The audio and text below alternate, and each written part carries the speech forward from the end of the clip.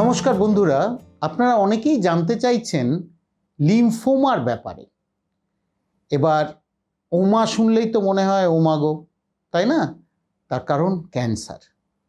এবার লিম্ফোমা ব্যাপারটা আপনাদের একটু সহজে বুঝিয়ে বলার চেষ্টা করছি। লিম্ফোমা হচ্ছে আমাদের শরীরে যেসব লিম্ফ নোড থাকে, যেগুলো অনেকে গ্ল্যান্ড বলেও চিহ্নিত করে থাকেন, সেইগুলোর ক্যান্সার। তো এর মধ্যে কিন্তু অনেকগুলো ব্যাপার আছে। ব্যাপারটা কি? প্রথম হচ্ছে লিম্ফ নোডগুলো আমাদের শরীরে কেন আছে। আমি আগেও অনেকবার এটা বলেছি যে এরা হচ্ছে আমাদের first line of defence.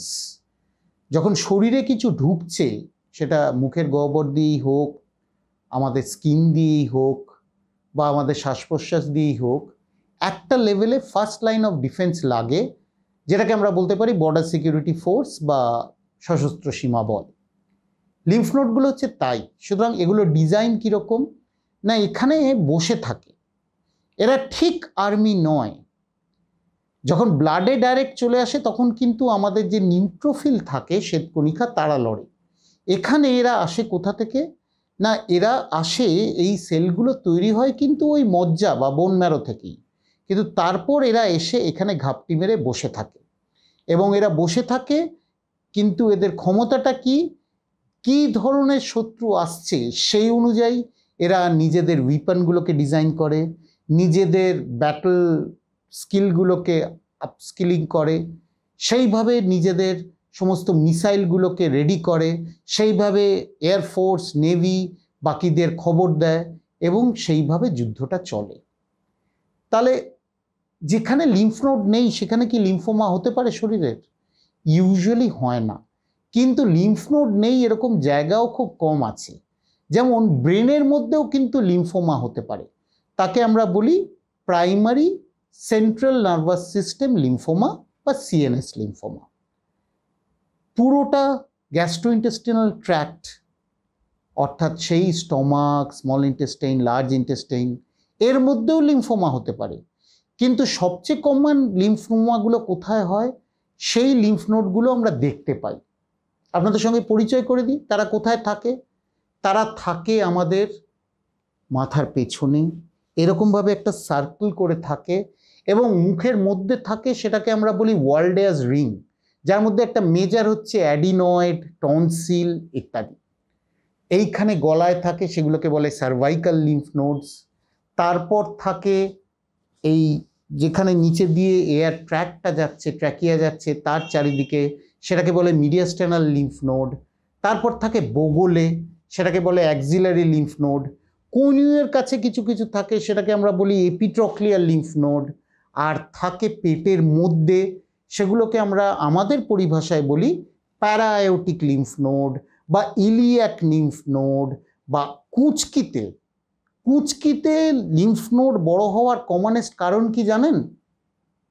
Commonest কারণ হচ্ছে খালি পায়ে হাঁটা। গলায় কমনেস্ট কারণ লিম্ফ নোড বড় হওয়ার কারণ কি জানেন?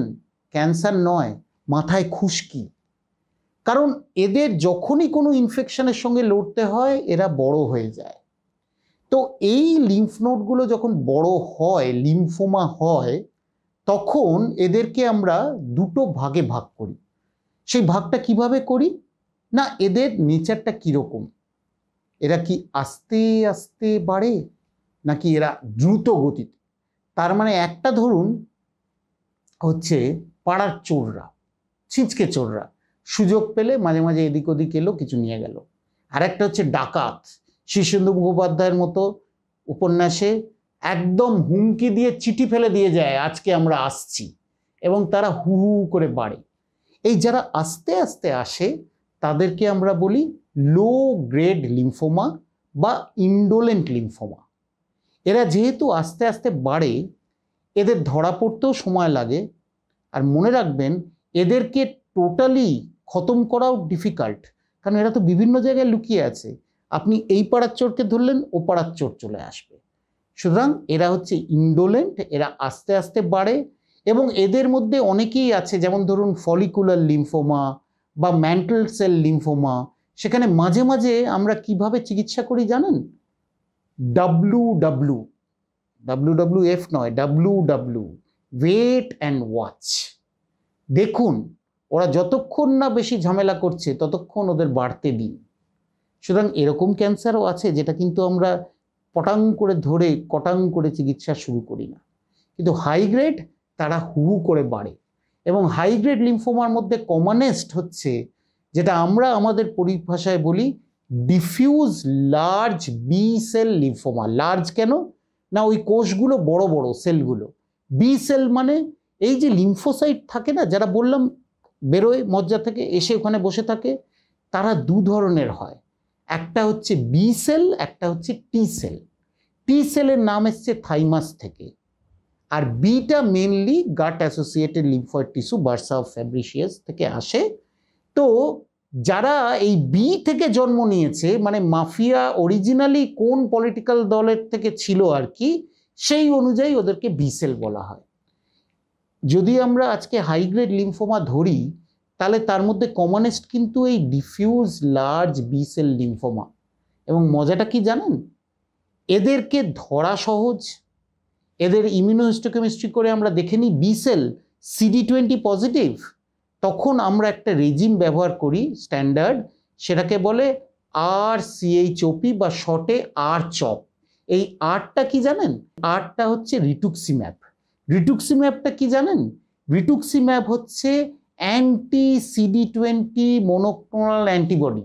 এতটা যদি নাও বোঝেন মনে রাখুন, যেখানেই CD20 অর্থাৎ এই যে CD20 জামা যে ক্যান্সার সেলগুলো পড়ে থাকে, সেই জামাগুলো দেখে ও মিসাইলগুলো করে। আজকাল সব টার্গেটেড থেরাপি তো আর চপের মধ্যে 4টে ওষুধ থাকে, তার মধ্যে ওরাল প্রেডনিসোলোনও থাকে।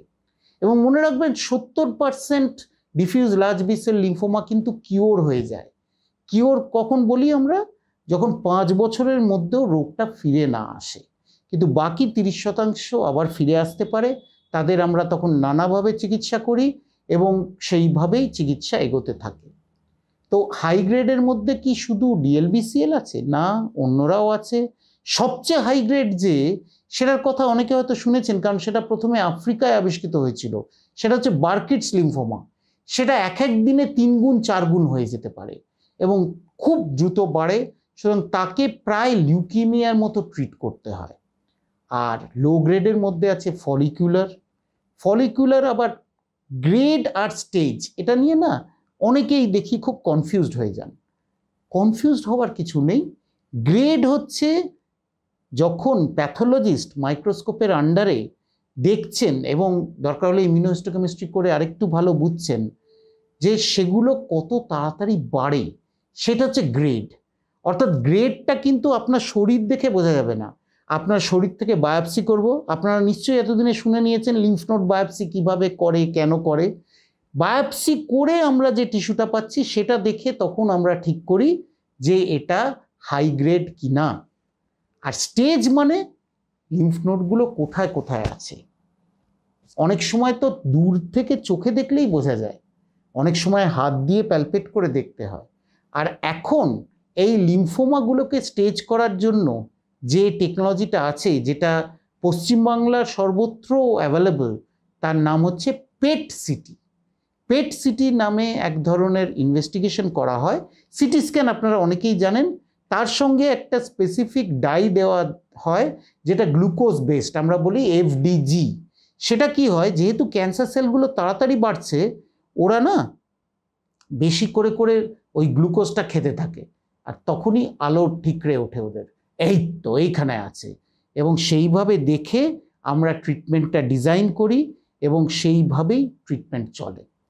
এবার আমি যদি আসি ফলিকুলার লিম্ফোমা, এখানেও কিন্তু রিটুক্সিম্যাব ইউজ করা হয়, এখানেও অ্যান্টি CD20, কিন্তু এখানে অনেক সময় আমরা CHOP-র জায়গায় মাত্র একটা ওষুধ ব্যবহার করি, যাতে অতটা চুল উঠে যায় না, যেটা অতটা টক্সিক নয়, সেটাকে বলে বেন্ডামাস্টিন রিটুক্সিম্যাব। এছাড়া কিছু কিছু মুখে খাওয়ার ওষুধও আমরা এখন ব্যবহার করছি।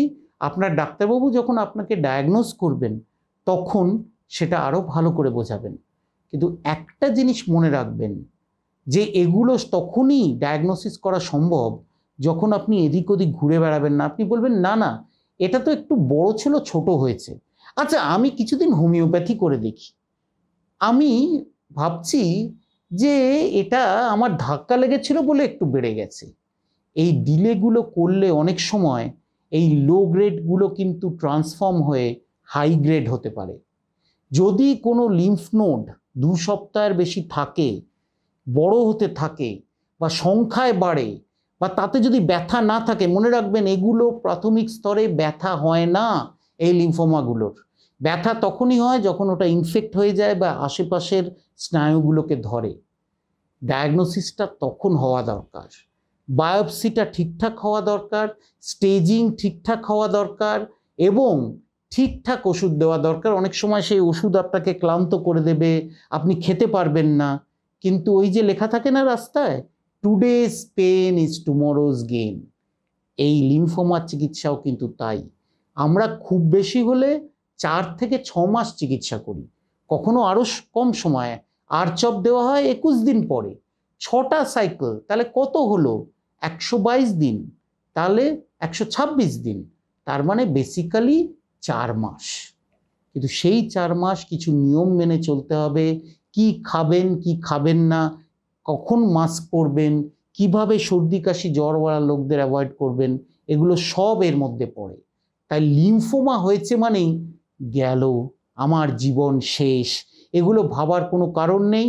ম্যাক্সিমাম লিম্ফোমাকে কিওর করা যায়, আর যেগুলো লো গ্রেড, যেগুলো ছিঁচকে চোর বললাম, সেগুলোকে কিওর না করলেও কন্ট্রোল করা যায়। 7-8 বছর বাদে ফিরে এলো, আরেকটা ওষুধ দিলাম, আবার 7-8 বছর বাদে ফিরে এলো, আরেকটা ওষুধ দিলাম, এই করেই আপনি 30-40 বছর কাটিয়ে দিতে পারেন। সুতরাং হোক লো গ্রেড, হোক হাই গ্রেড, হোক লিম্ফোমা, টিবিও যেমন চিকিৎসা করলে সেরে যায়, টিবিও যেমন লিম্ফোমার মতো প্রেজেন্ট করতে পারে, এই লিম্ফোমাগুলোও কিন্তু সম্পূর্ণ নিরাময় সম্ভব। যদি ফিরেও আসে, নানা রকম ওষুধ আমাদের হাতে আছে যেগুলো দিয়ে আমরা আপনাদের সুস্থ করতে পারব।